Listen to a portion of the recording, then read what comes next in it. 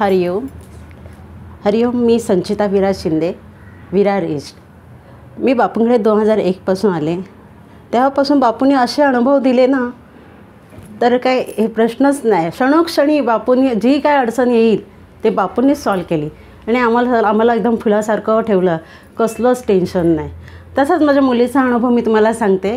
माझी मुलगी 3 वर्षाची होती तेव्हा, आणि त्याच्या अचानक दाताच्या वरती एक आपली सुपारी असते ना, सुपारी एवढं एक गाठ आली दाताच्या वरती, आणि अवघी 3 वर्षाची होती.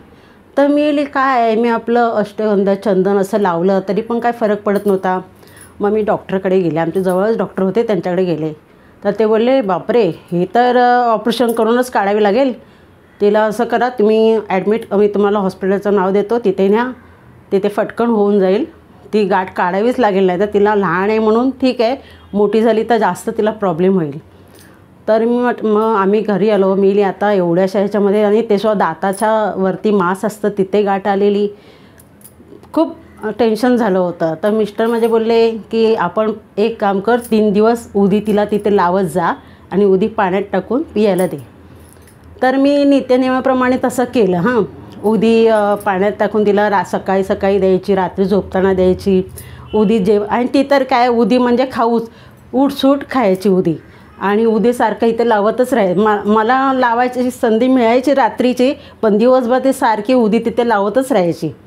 बापू माझं हे बरं होऊ दे, तिथे कापणार, बापू मला असं होऊ दे नको, असं ती आपले लहान असून सुद्धा ती बोलत होती बापूंशी की बापू मला इथे कापलं तर टाके पडणार, मग दुखणार, मी जेवणार कशी, असं तिला हे व्हायचं. तर मी 3ऱ्या दिवशी मी 3 दिवस सतत लावली. 4थ्या दिवशी शाळेत जायचं होतं तेव्हा, शाळेत जात होती तेव्हा मी दात घासत होते. दात घासताना बघते तर ती गाठ होती, ती गाठच मला दिसली नाही, पूर्ण गायब.